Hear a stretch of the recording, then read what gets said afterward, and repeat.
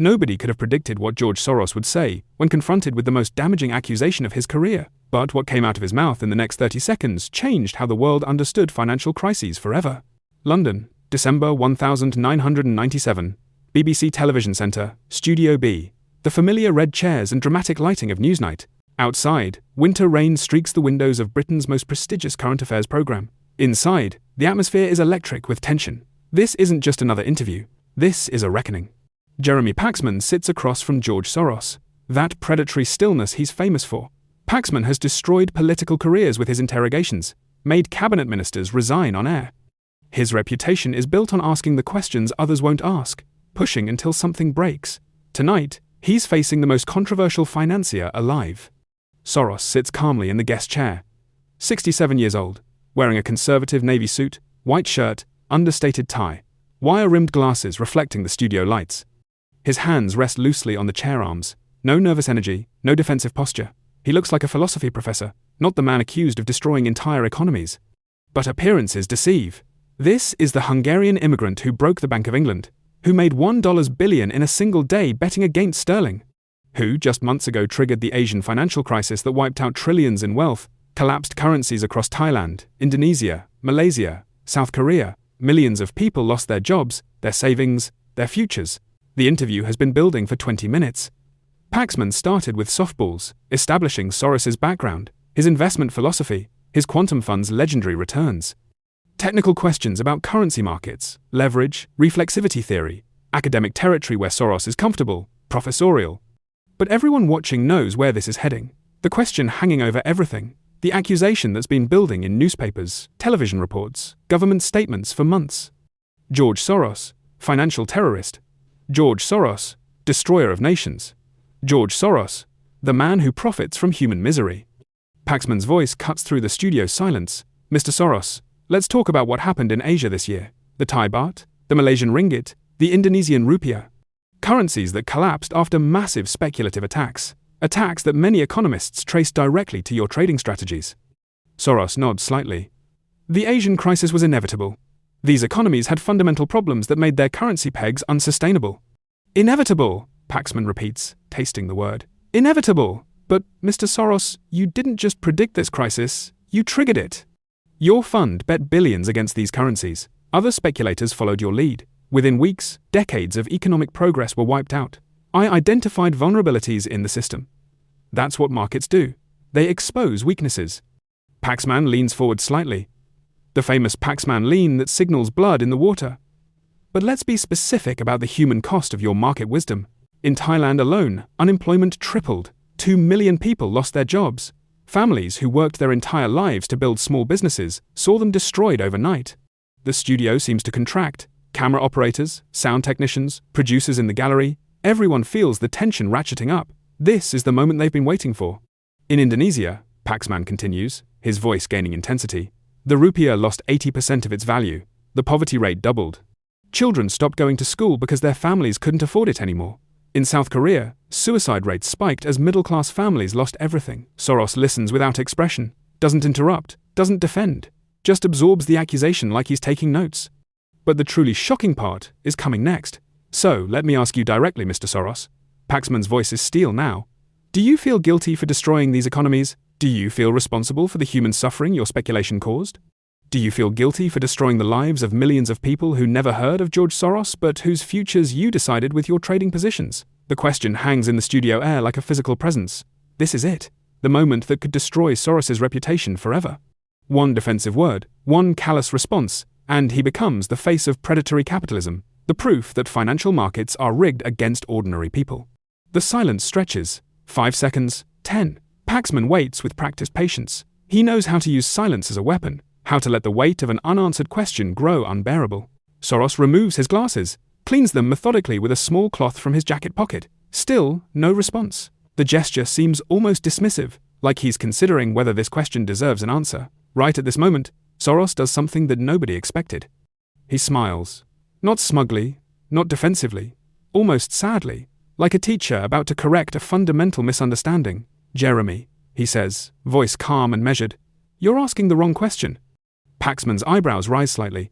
In 20 years of journalism, people don't usually tell Jeremy Paxman he's asking wrong questions. The wrong question?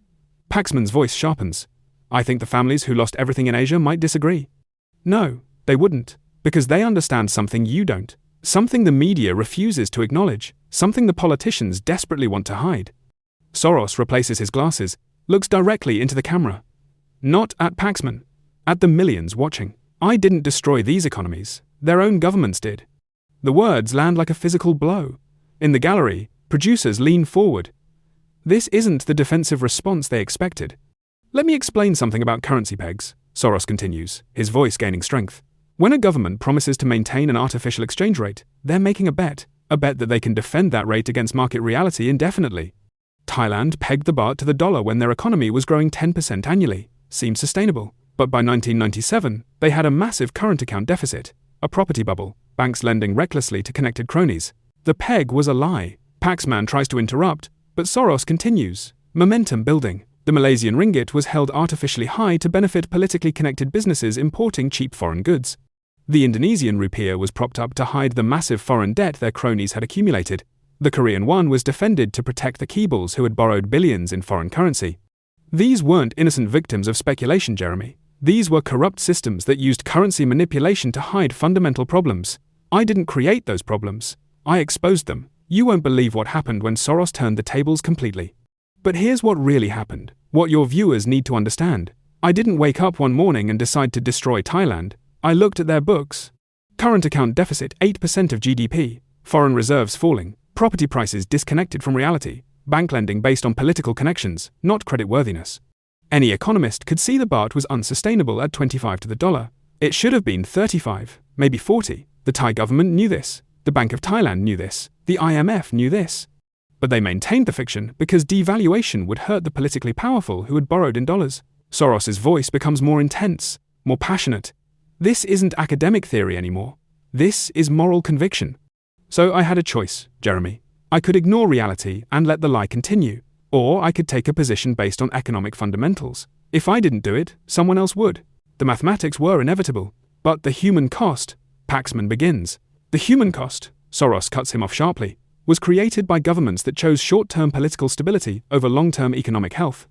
Every month they maintained that unsustainable peg, they made the eventual crash worse. Thailand could have devalued gradually in 1995, controlled decline, managed adjustment. Instead, they spent $30 billion defending the indefensible.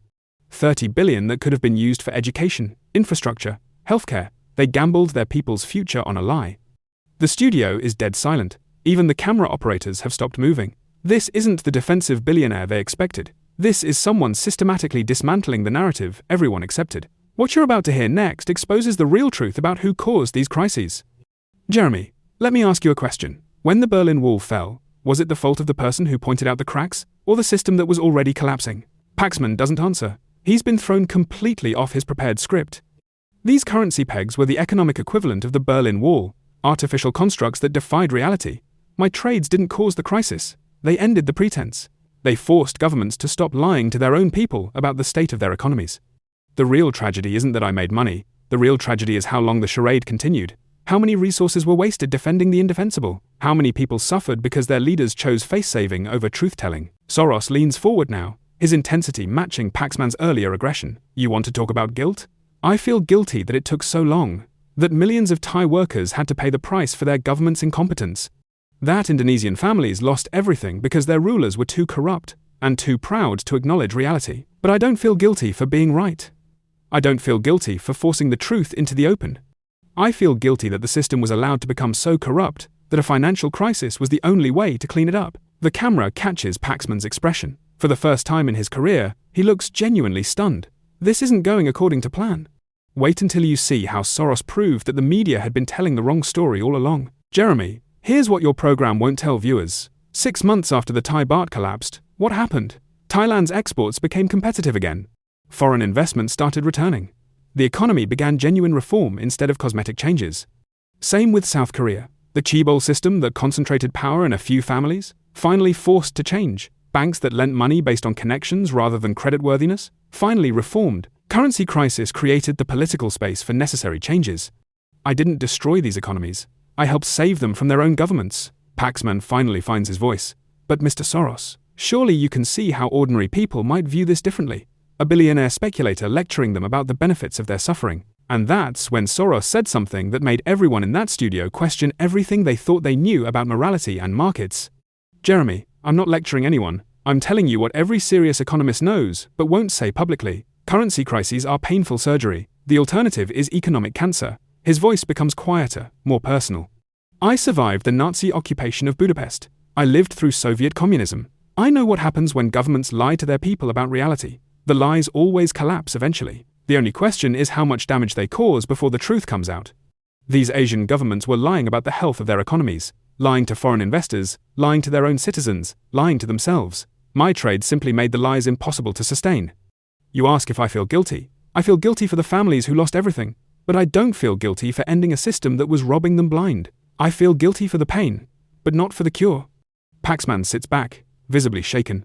In 30 years of aggressive journalism, he's never had an interview turn so completely. He came here to destroy George Soros. Instead, Soros just systematically destroyed every assumption underlying the questions. The most shocking part wasn't his answer, it was how he made the accusers look like defenders of corruption. But the human cost was real. Paxman tries weakly. Families destroyed, lives ruined.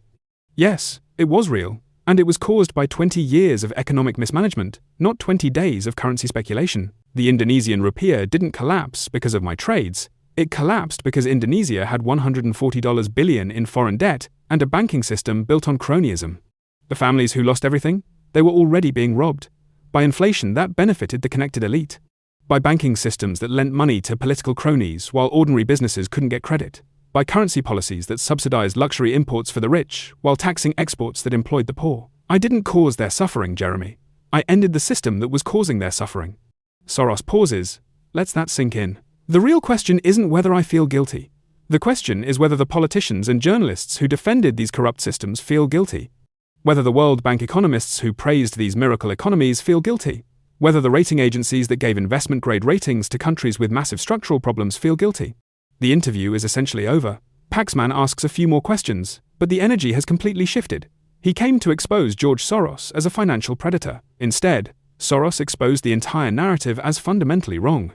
After the cameras stop rolling, something unprecedented happens. Paxman, known for his confrontational style, approaches Soros privately. I've never had an interview turn like that, he admits quietly. You made me realize I was asking the wrong questions. Soros nods. The right questions are always harder to ask. They require admitting that the simple story might be wrong. The interview airs that night. Reaction is immediate and polarized. Financial professionals largely support Soros's explanation. Political commentators attack him for blaming the victims. Academic economists quietly admit he's right, but won't say so publicly. But something interesting happens over the following months. Investigative journalists begin examining the economic policies Soros criticized. Thai newspapers publish detailed exposés of the corruption that necessitated devaluation. South Korean media investigates the Kibol system that concentrated so much risk. The narrative begins to shift. Not completely, not universally, but enough. From evil speculator destroys innocent countries, to speculator exposes systemic corruption. Years later, economic historians studying the Asian financial crisis reach a consensus that largely validates Soros's position. The crisis was indeed caused by fundamental structural problems, not speculative attacks. The speculative attacks were symptom, not cause. But by then, the public has moved on to other stories, other villains, other simple explanations for complex problems. In 2008, when the global financial crisis hits, some journalists remember the Newsnight interview. Remember how Soros explained that currency pegs and asset bubbles always collapse eventually. Remember his warning that lies always catch up with reality. Those journalists call him a prophet. Others still call him a predator. Soros himself reflects on that night years later. Jeremy Paxman taught me something important. He showed me that even intelligent people prefer simple villains to complex truths. But sometimes, if you explain carefully enough, you can make them think. The guilt question was designed to make me defensive, to force me to apologize for being successful while others suffered. But I realized something in that moment. The people asking for my guilt were the same people who had ignored the corruption, praised the unsustainable systems, and benefited from the lies. I didn't feel guilty for telling the truth. I felt guilty for how long it took the truth to matter. What happened that night in Studio B wasn't just an interview. It was a masterclass in how to respond to accusation with education, how to turn defense into offense, how to make questioners question themselves. Soros didn't just defend his actions, he reframed the entire moral framework, made viewers ask whether the real villain was the person who exposed corruption or the system that created the need for exposure? 30 seconds of response that changed decades of narrative, not through anger or defensiveness, but through relentless, patient explanation of economic reality. The question was designed to destroy him. Instead, his answer destroyed the question itself. Because sometimes the most powerful response to, "Do you feel guilty?" isn't, "No," it's, "You're asking the wrong person." Sometimes the real guilt belongs to the people asking the questions.